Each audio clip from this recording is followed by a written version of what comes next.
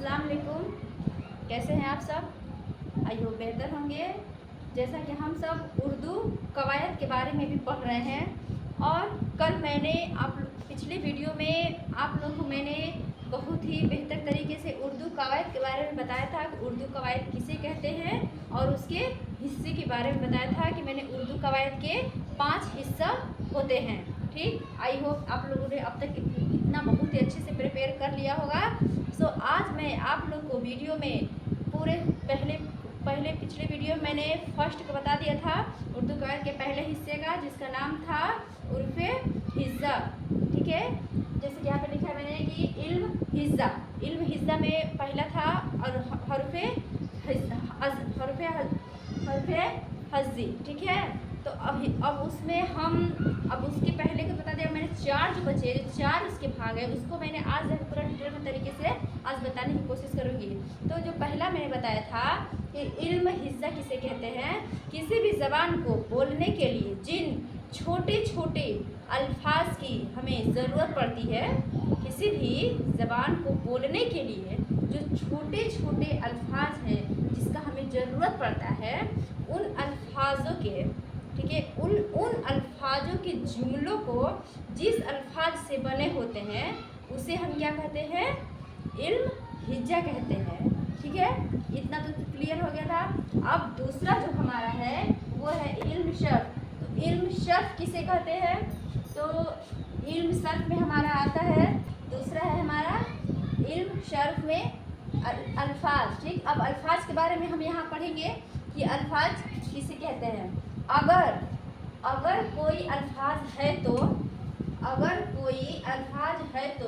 उसके बारे में पूरा डिटेल, ठीक है, उसके बारे में पूरा डिटेल पूरी जानकारी दिया जाता है या दिया जाएगा कि यह दिया जाएगा कि यह क्या है, मुअन्निस है कि वाहिद है कि जमा है कि इस्म है कि फ़आला है कि हर्फ है, ठीक है, कि मुज़क्कर है।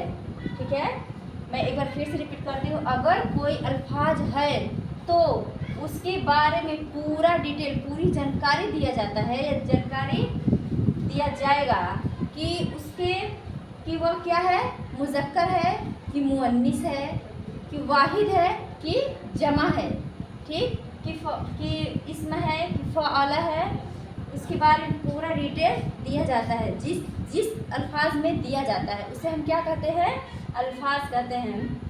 ठीक, अब जो तीसरा हमारा है वो है इल्म नहवू। इल्म नहवू में हम क्या पढ़ते हैं, जुमलों के बारे में पढ़ते हैं, जुमलों के बारे में जानते हैं कि जुमला क्या होता है। ठीक है, जिस जुमलों को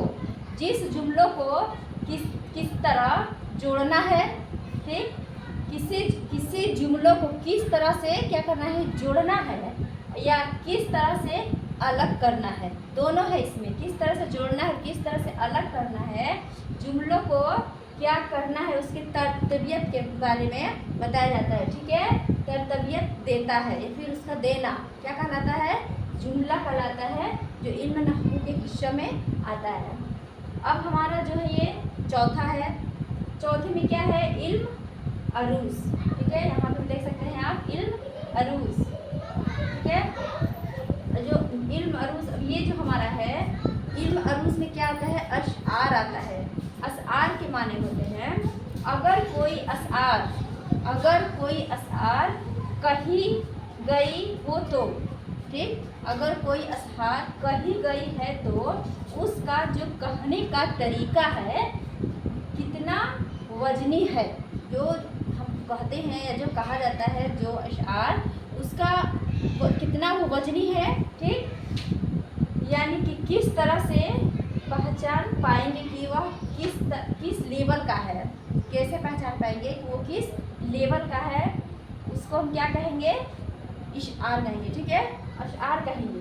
अब जो हमारा लास्ट है उर्दू कवायद का लास्ट और आखिरी हिस्सा है जो है इल्म बलागत। तो इल्म बलागत का माने में क्या होता है, इल्म बलागत में क्या आता है, इल्म बलागत में हमारा तकरीर आता है। ठीक, तो तकरीर का माने क्या होता है, तो यहाँ पे आइए हम समझते हैं।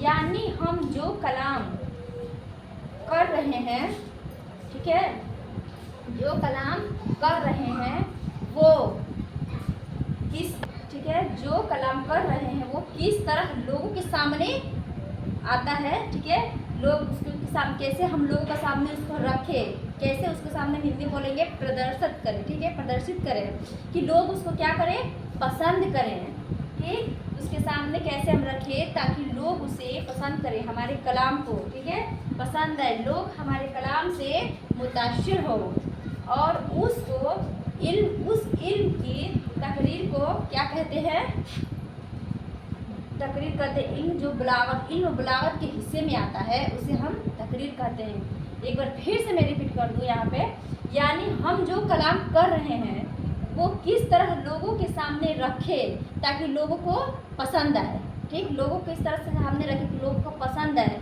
और लोग कैसे उससे हमारी तरफ मुतासर हों, ठीक है, और उस कलाम को पसंद, लोग को हमारे कलाम से मुतासर, उस तरह से लोगों को हम इल्म तकरीर कहते हैं। ये है हमारे उर्दू कायदा के 5 हिस्सा जो मैंने कंप्लीट किया है, इल्म हिस्सा, इल्म शर्ह और इल्म नहू और इल्म अरूज, इल्म बलागत, ठीक, कंप्लीट। आप आई होप आप लोग को बहुत ही बेहतर तरीके से उर्दू कवायद के हिस्सों के बारे में बताया और समझ में आया होगा। तो सो प्लीज़ आप लोग पहले इसको चाहे तो स्क्रीनशॉट ले सकते हैं,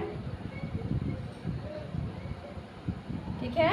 अब अगले वीडियो में मैं आप लोग को एक और ही नए हर्फ के साथ आऊँगी। तब तक के लिए अल्लाह हाफ़िज़।